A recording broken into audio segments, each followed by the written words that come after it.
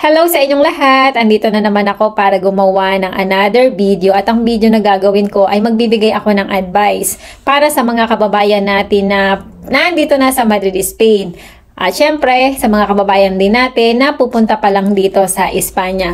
At syempre, para din ito sa lahat ng mga kababayan natin na domestic helper. Kung nasaan man kayong bansa, ayan, ito ay magandang advice din para sa ating mga kababayan. Syempre, isa din naman akong domestic helper. Ito ay para sa ating lahat. Sikapin natin na mai apply natin ang aking sasabihin. Ganito kasi yan, as a domestic helper, hindi natin maiiwasan na makakasira tayo ng mga gamit, ng mga kasangkapan or mga kung anumang gamit nila, hindi natin yan maiiwasan.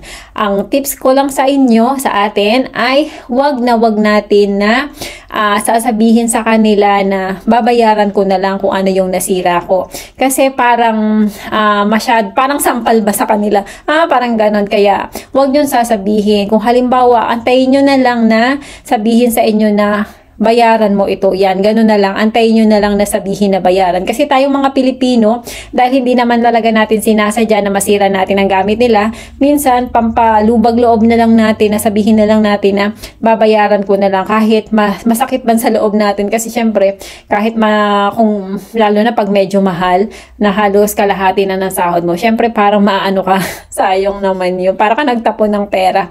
'Di ba? Tapos ang isa pa na dapat na hindi natin gagawin ay wag mong i-message yung iyong amo, sasabihin mo sa kanya. Di ba kadalasan minsan wala sila dun sa bahay, ang gagawin natin, iti-text natin sila, sasabihin natin na yun nga, na nasira natin yung kanilang gamit. Antayin na lang natin na dumating sila at personal nating sabihin sa kanila kung ano ang nangyari.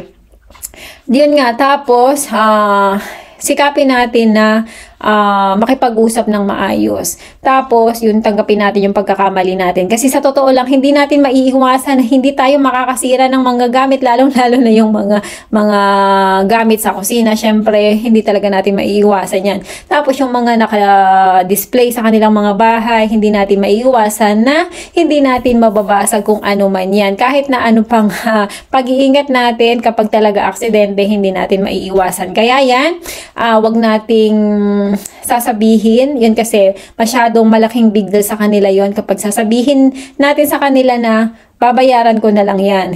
Ganon. Kahit pasabihin mo na kilala mo yung amo mo, wag mong sasabihin. Hayaan natin na sila ang magsabi na babayaran mo yan. Kasi alam nyo, sa totoo lang, na-encounter ko din na nakasira ako ng gamit na may time talaga na parang gusto ko nang sabihin, sige, babayaran ko na lang para wag ka nang magalit, parang ganun. Yung kasi ang point natin, para matapos ng usapan, wag ka nang magalit dahil hindi ko naman sinasadya, babayaran ko na lang kung ano yung nasira ko. Kasi ganyan tayong mga Pilipino, na once na may nasira tayo, automatic babayaran natin, ganun. Ayun, antayin na lang natin na sabihin ng amo natin na bayaran mo yan. Okay, wala tayong magagawa. Bayaran natin kahit mabigat sa ating loob dahil hindi naman natin sinasadya. Ayan, sana ay may natutunan kayo sa topic ng video kong ito. Ayan, sana patuloy nyo akong supportahan sa aking mga ginagawang videos. At kung hindi ka pa nakaka-subscribe, pindutin mo na ang subscribe button. At para lagi kayong ma-notify kapag may mga bago akong videos, i-click nyo na ang all. Ayan, maraming salamat!